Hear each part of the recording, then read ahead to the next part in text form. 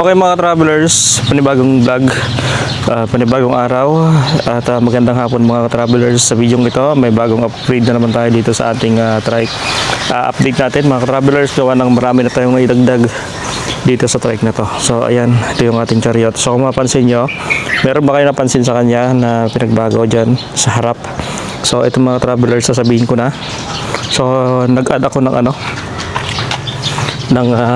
parang patungan dito. So mamaya kukwento ko sa inyo kung paano ko siya ginawa. So kakatapos ko lang naman gawin to mga travelers. At madali naman gawin. Yan. So ito mga travelers ay nagkuha ko ng ritaso dun sa mga postery ng itong tabla. So hiningi ko lang doon mga 1 meter to ang sukat mga travelers, simula sa gilid hanggang doon sa gilid ng ating trike din. Hiningi ko lang doon, bali ang kapal nito ay 1/2 yung kapal ng itong tabla. And then bumili ako ng wooling cover o yung black, yung parang leather siya. Then ayan, nilagay ko siya dito. Binalat ko sa parang leather na cover itong ating parang storage. Yan. And then bumili na rin ako ng parang holder. So ito dati yung plano ko na luma na holder yan. Kaya nga lang na nasira. So ayan, bumili ako ng isa pa. Yan. So ito, ang price niyan, ayan, may price pa guys. 8 pesos po yan. Ayan, may nakalagay 8 pesos yung pagkabili ko niyan dun sa Unitap. Ayan, 8 pesos bali tatlo. Yan, 8 pesos lang po yan hanggang sa gilid. And dito ko sinalpak sa gilid ng trike natin, dito sa may tinupian ng ating frame. Yan, dyan ko na lang nilagay. So sa gilid po yan ha. So dun ko lang sinuksok itong dulo ng ating holder. Ito. Yan, dun ko lang sinuksok sa dulo. And ayan, kumasya naman mga ka-travelers, sumakto naman. Kaya fix na yan siya mga travelers, no? So ito, lagay ko ng screw dyan sa gilid, sa ilalim. Nakaskrew yan, no? Kahit man yung dito sa gilid nakaskrew yan mga ka-travelers. Kaya mas matibay. Ayan, nakaskrew dito. Bal tatlong screw.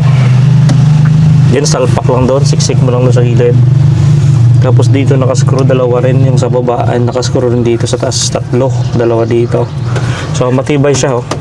Kahit patungan mo siya ng mabigat-bigat. So may papatong kasi ako dito na papatong ako dito na dashcam dito. So kukunin ko doon guys. Tingnan nyo. So papatungan ko siya ng dashcam dito para pwede nga siya patungan ng kape. Ayan, magkakape ka. Ayan. So pwede siya patungan ng kape guys. Kape, cellphone. Ayan. Pwede rin cellphone. Ayan. So gagawa rin ako dito ng holder, cellphone holder. Yan. Para kung Google Map, yan, mas madali. So dito ako maglalagay ng holder sa cellphone. And nandito rin yung dashcam, dyan na rin ako maglalagay mga travelers. Yan, pag nasa labas naman tayo, maganda rin tingnan. Yan o. Pag nasa labas. So okay na okay itong mga travelers. Malaking tulong yung patungan na yun dyan pagka tayo magbibiyahe ng malayo. Yan. So dito hindi makikita doon sa loob, gawa ng merong sticker. Lagyan natin ng sticker sa labas at sa loob may sticker din na kulay black. Kaya hindi tanaw dito sa loob. Ayan. Okay guys, no? Yan yung mga na-update natin ngayon. And kukunin ko lang yung dashcam para at least makita ninyo. Sorry, may dashcam na to dati dito nakalagay sa taas. Tinanggal ko lang. So ngayon meron tayong dashcam na ilalagay dito. Yun pa rin naman yung dati niyang dashcam. Kaya nga lang yung posisyon ay dito na siya sa baba. Nakaraan kasi dito sa taas. Yung dashcam natin ngayon naman dito sa baba. So safe naman yan, hindi naman wala yung dashcam natin dito. Gawa lang dito sa Tuguegarao, wala namang mga loko-loko na nangunguha ng mga dashcam o kung ano mang mga gadgets. So dito lang natin i-fix yun. So i-fix lang natin yan para at least hindi na matanggal-tanggal. Yan o, ganyan siya pag nasa malayo. Ganda o. Forma na yung ating trike. Yan.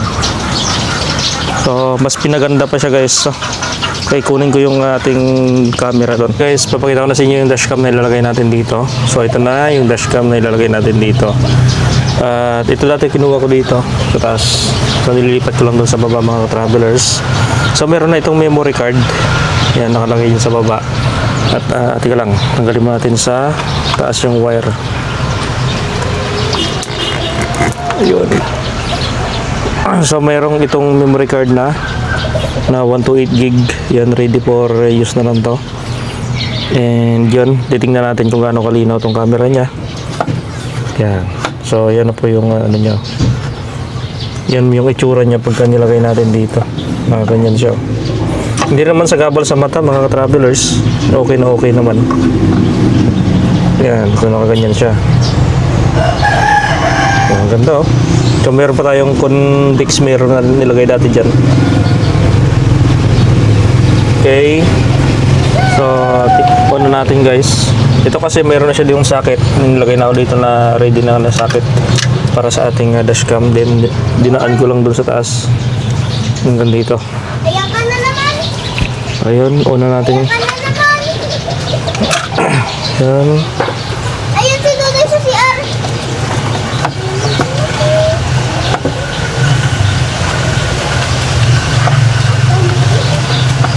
Op. Yan, on natin guys. Oh. Yun. Tingnan natin. Wala pa. May charge pa. Ayun, nag-open na. So, nag-charge na siya konti. Yan. Uy, natumba. Yan. So, malinaw din naman yung camera. Yan. Napakalinaw. Yan. Linaw ng camera niya. So, naka 1080 pixel at 1080 resolution. Okay. Kaya nagre-record na siya automatic. Yan. Nagre-record na automatic yung camera niya pagka on ng ating engine.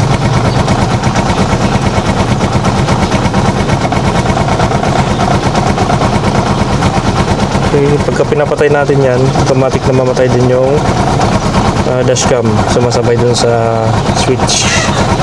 Kasi dun nakarekta sa outlet ng 12 volts natin. So, ganyan lang siguro yun siya. Pagka nakagalaw dito. Yan. So, nakaganyan lang siya mga travelers. Okay. So, set up natin. Set up ko lang mga travelers na.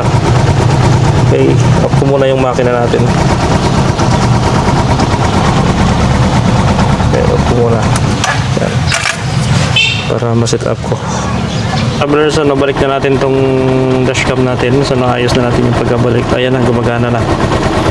So, pagka pinapatay natin siya, ay nag-o-off din siya sama-sama dito sa ating mga socket. Ayan o. Susubukan natin, off natin. Off natin sa switch. Yun.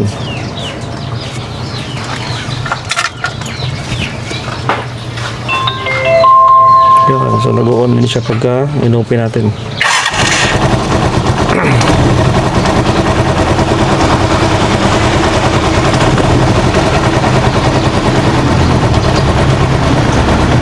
So dito na dumadaan yung ating wire ito papunta dun sa baba sa ating 12 volts out.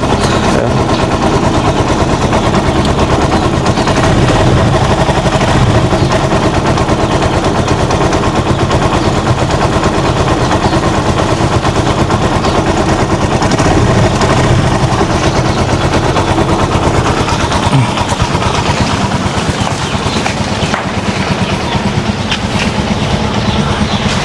So, ganyan siya sa harap.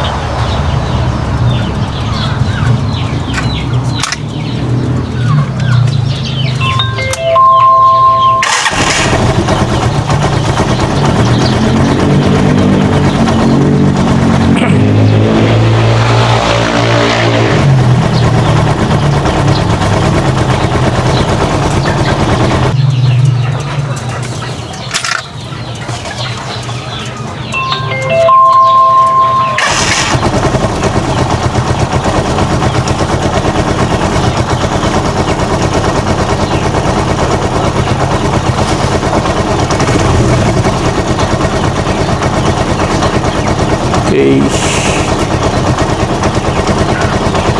So ayan mga travelers, nabalik na natin at okay na ang ating dashcam. Okay, thank you for watching.